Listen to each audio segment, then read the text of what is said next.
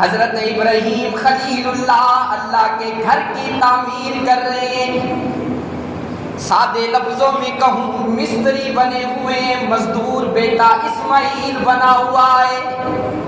میں قربان جاؤں اس مستری پر بھی اس مزدور پر بھی. ننا اسماعیل دابڑے میں مثالہ لے کر اپنے والد کو پیش کرتا ہے. اللہ کا خلیل اس مثالے کی مدد سے پتھروں کی مدد سے اللہ کے گھر کی تعمیر کر رہا ہے. وڈالہ والو اللہ کے گھر کی تعمیر ہو رہی ہے. اللہ کے گھر کی دیواریں اٹھائی جا رہی ہیں. اب جب دیواریں چھت کے قریب پہنچ گئی اب جناب خلیل اللہ کا ہاتھ نہیں جا رہا. دستے طلب دراز کر دیے جناب ابراہیم خلیل اللہ نے. الہ العالمین تیرا گھر تعمیر کرتے کرتے دیواریں چھت کو آن پہنچی ہیں. اب ہمارے پاس کوئی شٹرنگ کا سامان نہیں ہے. ہمارے پاس کوئی بانس یا پھٹے نہیں ہیں. ہمارے لیے کوئی انتظام کیجئے تاکہ ہم اس کے اوپر اپنے پاؤں رکھ کر تیرے گھر کی تعمیر مکمل کر سکیں. رب العالمین نے جنت سے ایک پتھر بھیج دیا. جناب ابراہیم خلیل اللہ عرض کرنے لگے الہ العالمین اس پتھر کا میں کیا کروں گا. رحمت سے آواز آئی کہ میرے خلیل اس پتھر پر قدم ٹکانا تیرا کام ہوگا. جہاں تک تجھے جانا ہوگا یہ پتھر تجھے اوپر لے جائے گا.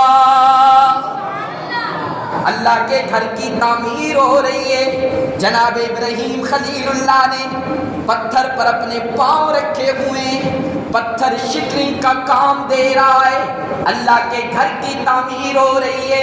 قربان جاؤں ایک نکتہ دینے لگاؤں.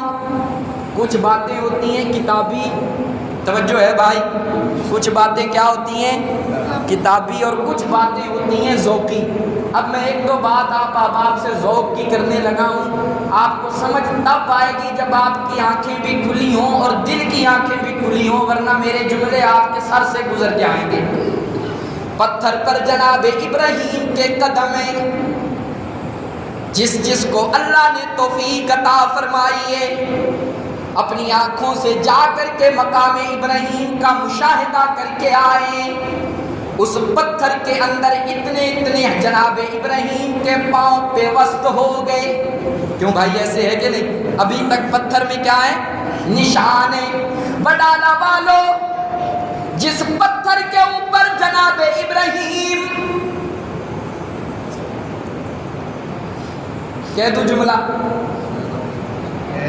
کہہ دوں توجہ رہے, جس پتھر کے اوپر جناب ابراہیم اپنے قدم ٹکائے اس پتھر کے اوپر ابراہیم کے قدموں کے نشان بے بست ہو جاتے ہیں.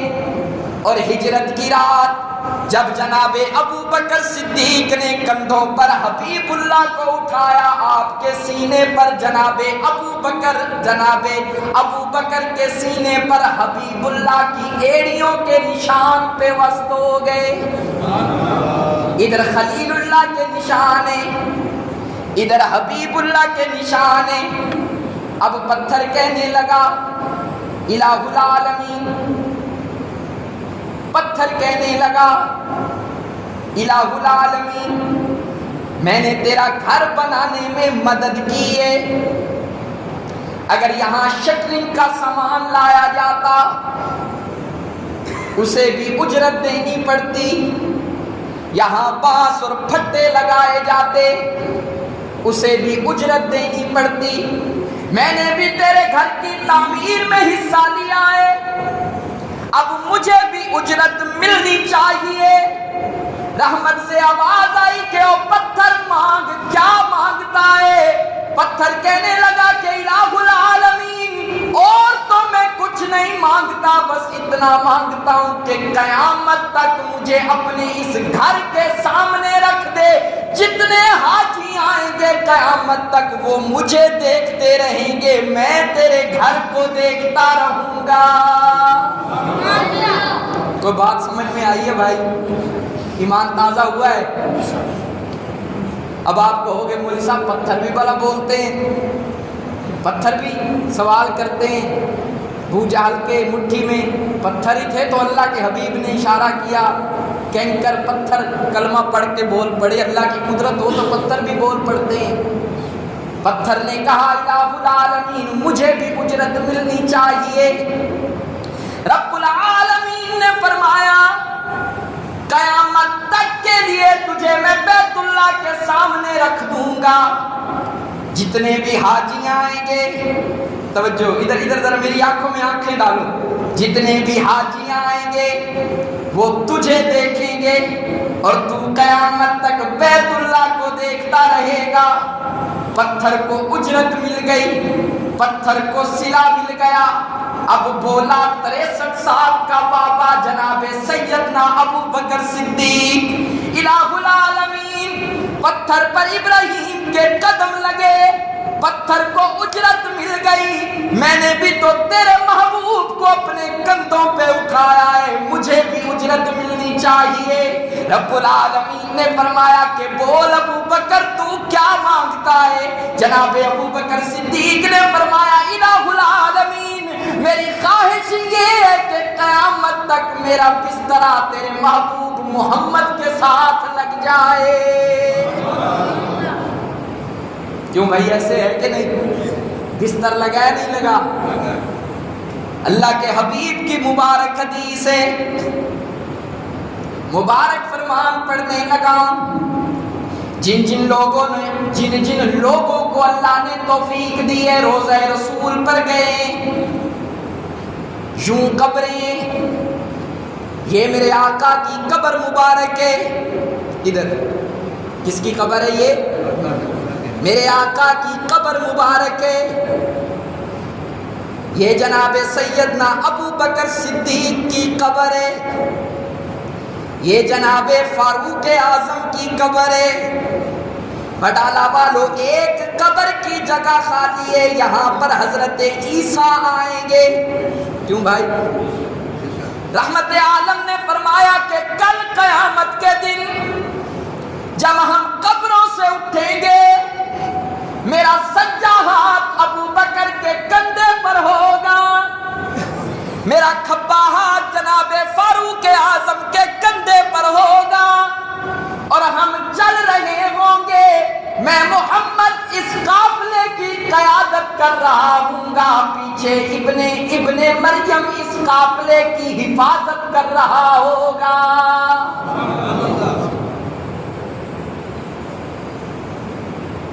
پتھر کو صلہ مل گیا، جناب سیدنا ابو بکر صدیق کو کیا مل گیا بھائی؟ صلہ مل گیا، اللہ کے گھر کی تعمیر مکمل ہو گئی۔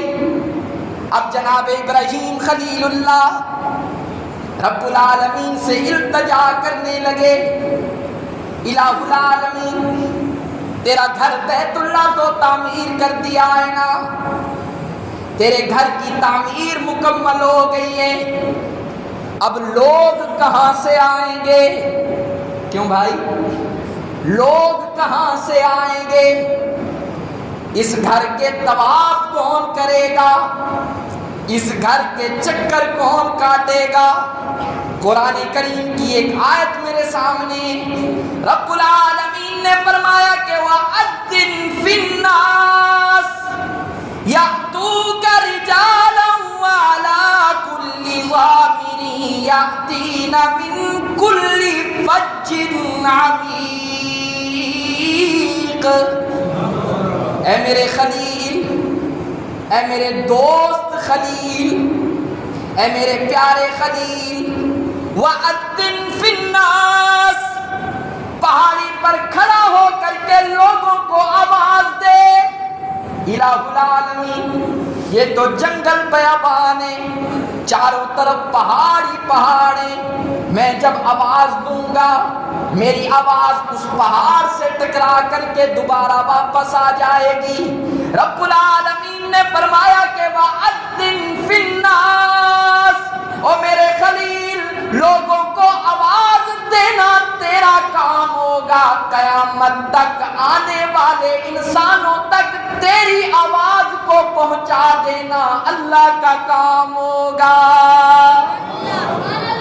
کیوں بھائی ایسے ہے کہ نہیں؟ اللہ نے آواز پہنچائی ہے کہ نہیں؟ میں ایک جگہ پڑھ رہا تھا حضرت ابراہیم خلیل اللہ نے جب آواز دی جو لوگ زندہ تھے ان کے کانوں میں بھی آئی، جو لوگ زندہ تھے ان کے بولو بولو بولو ان کے کانوں میں بھی، جو ماں کے رحم میں تھے پیٹ میں تھے ان کے کانوں میں بھی، اور جو باپ کی پشتوں میں تھے ابھی پیدا بھی نہیں ہوئے تھے، اللہ پاک نے ان کو بھی جناب خلیل کی آواز سنائی۔ اور ایک اور بات، حضرت ابراہیم خلیل اللہ نے جب آواز دی، حج پہ کون جاتا ہے؟ کون نصیبے والا حج پہ جاتا ہے؟ حضرت ابراہیم خلیل اللہ نے جب آواز دی، آپ کی آواز پر جس نے کہا لبیک، اللہ اسے اپنے گھر بلاتا ہے۔ اللہ اسے کیا کرتا ہے بھائی؟ اپنے گھر بلاتا ہے۔ اب ہم مشاہدہ کریں اپنے معاشرے میں کتنے لوگ ایسے ہیں جو پوری زندگی میں صرف ایک بار جاتے ہیں، کتنے ایسے ہیں جو زندگی میں 5 سے 7 بار گئے ہیں، کتنے ایسے ہیں جو ہر سال جاتے ہیں۔ معلوم ہوا کہ جس نے اللہ کے خلیل کی آواز پر جتنی دفعہ لبیک کہا، اللہ اسے اتنی بار اپنے گھر بلائے گا، اسے اتنی بار اپنے گھر بلائے گا۔ جناب ابراہیم خلیل اللہ نے آواز دی، اب لوگ آنا شروع ہو گئے، اللہ کے گھر کا طواف ہو رہا ہے۔ فرمایا کہ وَأَذِّن فِي النَّاسِ، ابراہیم لوگوں کو آواز دے، آواز دینا تیرا کام ہوگا، ہر بشر کے کان تک یہ آواز پہنچانا اللہ کا کام ہوگا۔ رب العالمین نے پھر یہ آواز ایسی پہنچائی، آج پاکستان سے بھی لوگ حج کو جا رہے ہیں، آج انڈیا سے بھی لوگ حج کو جا رہے ہیں، آج چائنا سے بھی لوگ حج کو جا رہے ہیں، آج امریکہ سے بھی لوگ حج کو جا رہے ہیں، جانے والے جا رہے ہیں۔ پھر سب کا لباس ایک ہے، کیا ہے بھائی؟ سب کا لباس ایک ہے، احرام باندھا ہوا ہے، کفنی نما 2 چادریں، سر ننگا پاؤں ننگے، صرف 2 چادروں کے اندر اپنے جسم کو لپیٹا ہوا ہے، لباس ایک ہے۔ بٹالہ والو پھر سب کی بولی ایک ہے، یہ کون ہے؟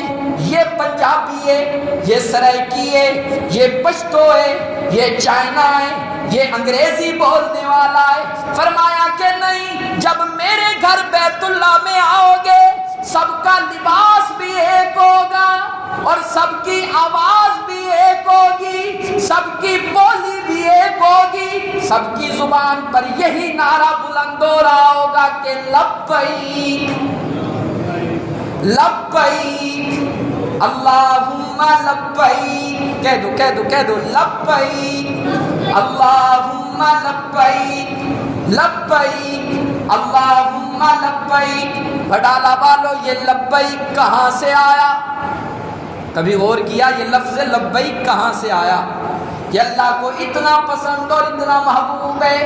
میں کتاب میں پڑھ رہا تھا، جب جناب ابراہیم نے اپنے بیٹے اسماعیل سے فرمایا کہ بیٹا میں نے خواب دیکھا ہے کہ میں تیرے گلے پر چھری چلا رہا ہوں، اب بتا تیرا کیا مشورہ ہے؟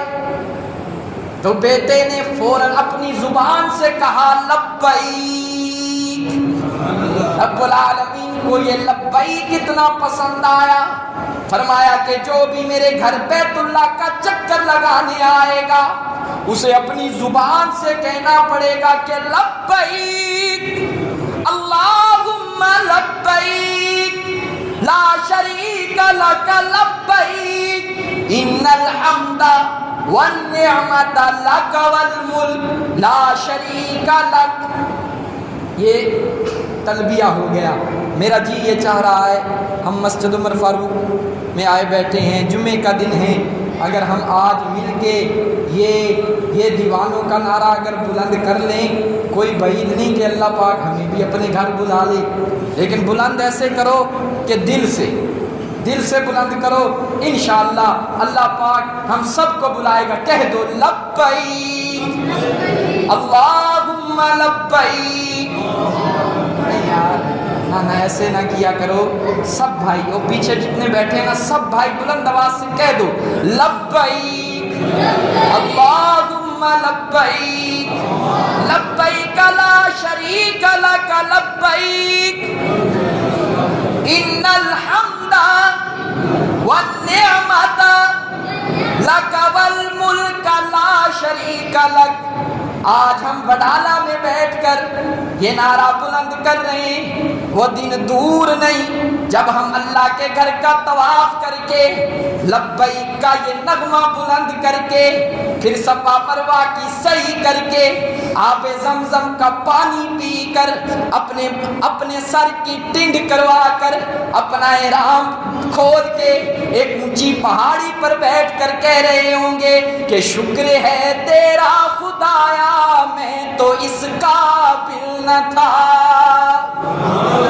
شکر ہے تیرا خدایا میں تو اس قابل نہ تھا. تو نے اپنے گھر بلایا میں تو اس کا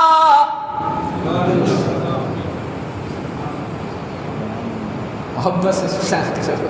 میں شعر پڑھ رہا تھا, ایک دو چہروں پہ ایسے نظر پڑی کہ وہ پریشان ہو رہے تھے کہ مولوی صاحب نے کون سا قصیدہ شروع کر لیا ہے. یہ جو میں پڑھتا ہوں یہ آپ کا ایمان تازہ کرنے کے لیے پڑھتا ہوں. محبت سے سنیے. شکر ہے تیرا خدایا میں تو اس قابل نہ تھا اور مدتوں کی پیاس کو سیراب تو نے کر دیا. جام زمزم کا پلایا میں تو اس کا بل نہ تھا. جام زمزم کا پلایا میں تو اس کا بل نہ تھا. اور خاص اپنے در کا رکھا تو نے مولا مجھے یوں نہیں در در پھرایا میں تو اس کا بل نہ تھا. شکر ہے تیرا خدایا میں تو اس کا بل نہ تھا. وڈالہ والو ایک بات, اللہ پاک کسی شکل اور صورت کو نہیں دیکھتے. میرا اللہ کسی کی جیب نہیں دیکھتا, اللہ کسی کا مال نہیں دیکھتا. میرا اللہ تو طلب دیکھتا ہے کہ اس بندے کے دل میں میرے گھر کو دیکھنے کی طلب کتنی ہے. یہ کس طلب کے ساتھ